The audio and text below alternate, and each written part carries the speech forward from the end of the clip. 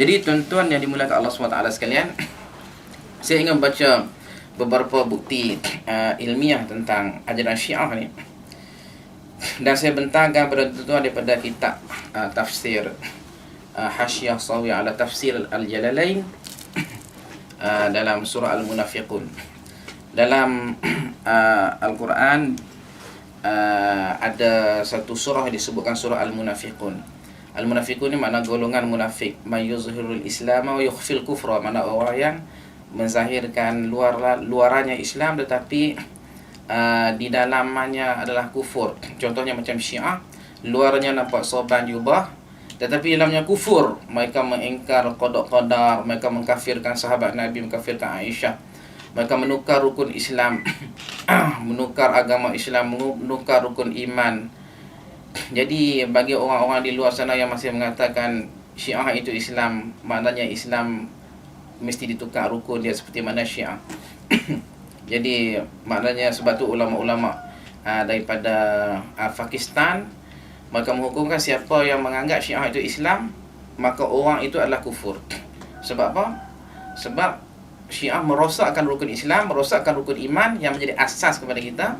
Ditukarkan syahadah kepada walayah, maka menafikan qada dan qadar daripada rukun iman. Maka sekiranya mereka masih mengatakan Syiah Islam, artinya Islam itu tidak ada qada qadar, artinya Islam itu tidak ada syahadah, yang ada hanyalah walayah ataupun wilayah.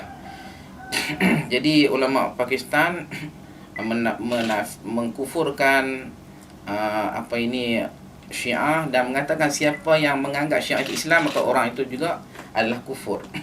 Sebab dia setuju dengan mengubah dasar-dasar Islam. Kaedah kita ar-ridha bil kufri kufrun. Ridha dengan kufur maka dia turut menjadi kufur. Jadi kita perlu berhati-hati, ini masalah akidah. Jadi surah Al-Munafiqun ni artinya Imam Ja'far As-Sadiq yang menjadi anutan ataupun ya orang Syiah jadikan sebagai imam dia, dan 12 imam tu semuanya sunni-sunni, semuanya orang baik. Dan begitu juga Kristian yang menyembah Nabi Isa, kan? Nabi Isa tu adalah nabi rasul yang maksum tetapi disembah oleh orang Kristian. Nabi Isa tidak salah, yang salahnya orang Kristian. Begitu juga 12 imam tidak salah, yang salahnya orang-orang yang menyembah mereka ni, yang mewalayah kepada mereka ni. Jadi tuan-tuan yang Allah SWT sekalian, salah seorangnya Imam Ja'far As-Sadiq. Yang mana Imam Ja'far As-Sadiq ni dia mengatakan sekiranya kamu membaca Al-Quran dan terdapat ayat-ayat yang menceritakan tentang ciri-ciri ataupun sifat-sifat orang-orang Syiah, maka hendaklah kamu tafsirkan orang Syiah, menceritakan silap. Sekiranya kamu membaca ayat Al-Quran dan kamu mendapati ayat-ayat menceritakan tentang orang munafik, maka itulah sebenarnya orang Syiah.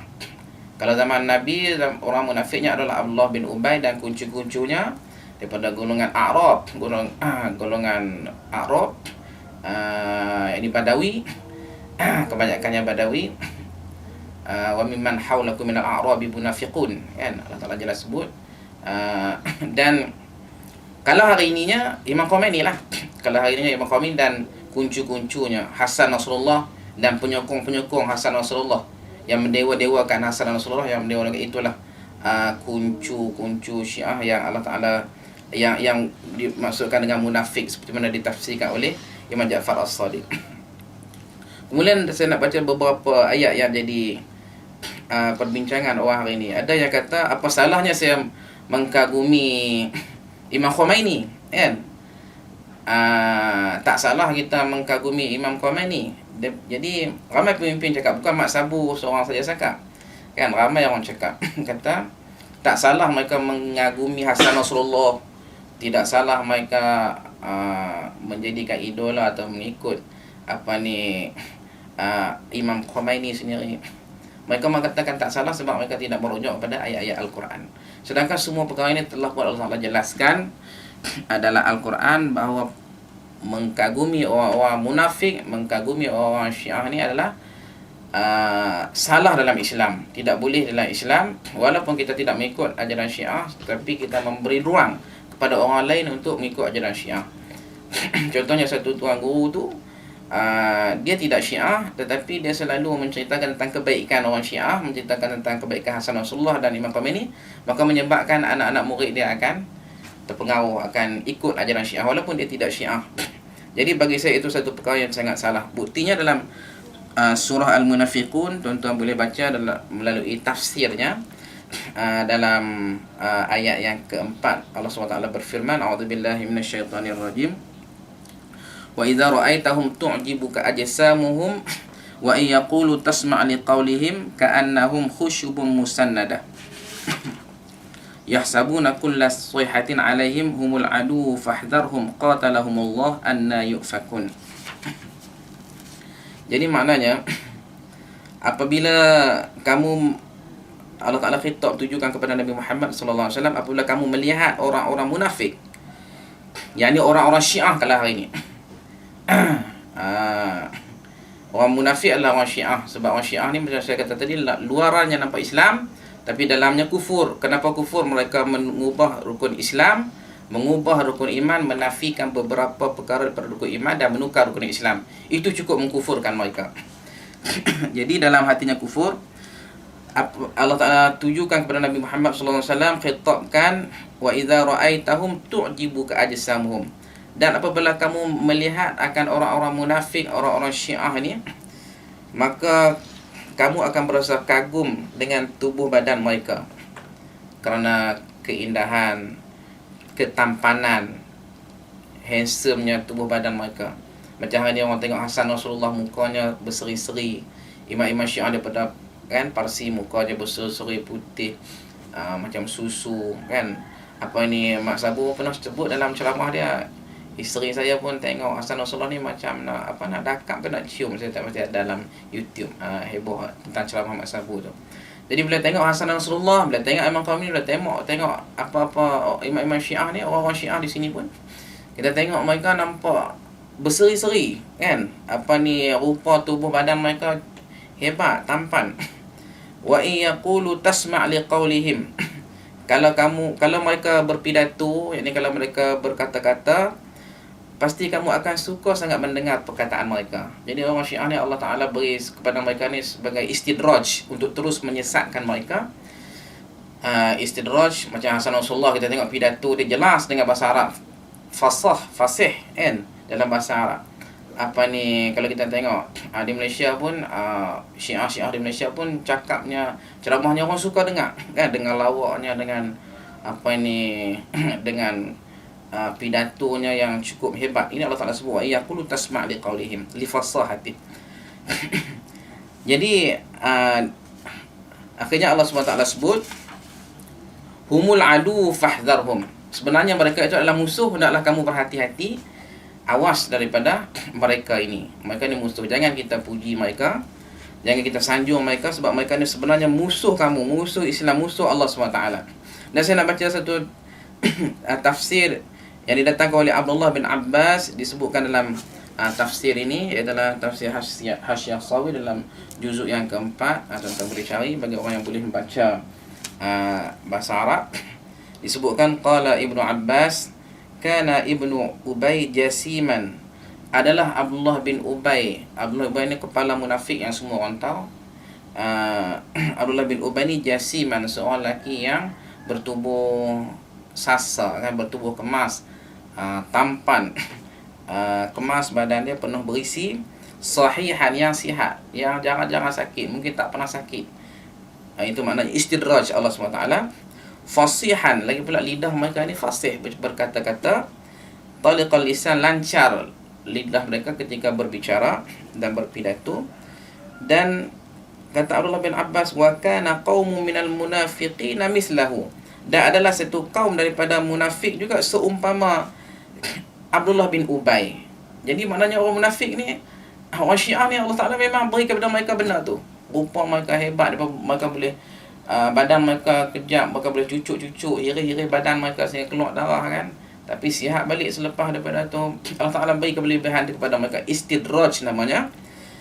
Dan tutur kata mereka ni cukup hebat. Kalau mereka berdebat dengan Sunni, kalau Sunni tu kurang ilmu dan kurang pengalaman, memang kalahlah Sunni tu kan. Itu kepetahan mereka berkata-kata sehingga boleh mematahkan hujah-hujah Sunni.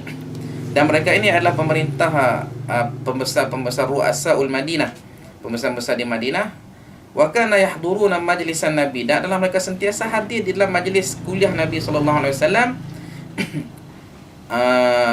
Mereka hadir dalam kuliah Nabi, mereka dengar penerangan Nabi sallallahu alaihi wasallam selalu. Kana yahdurun tu fi'il mudhari', mengertikan selalu, sentiasa. Wa yastaniduna fihi ilal juduri, maknanya mereka ni pergi bersandar dalam ke dinding-dinding. Sebab tu Tok Guru dulu marah kalau anak muridnya sanad dinding, sebab itu adalah sifat-sifat orang munafik, kan. Sahabat Nabi tidak sanad ni, tapi orang munafik ni mereka duduk di tepi dinding, mereka bersanad sambil mendengar kuliah Nabi. Wa kana nabiyyu wa man hadara yu'jibuna bihayakilihim, dan adalah Nabi bersama-sama dengan sahabat yang hadir itu kagum dengan tubuh badan mereka itu, kan, dengan rupa paras mereka itu yang cukup hebat, cantik dan sebagainya.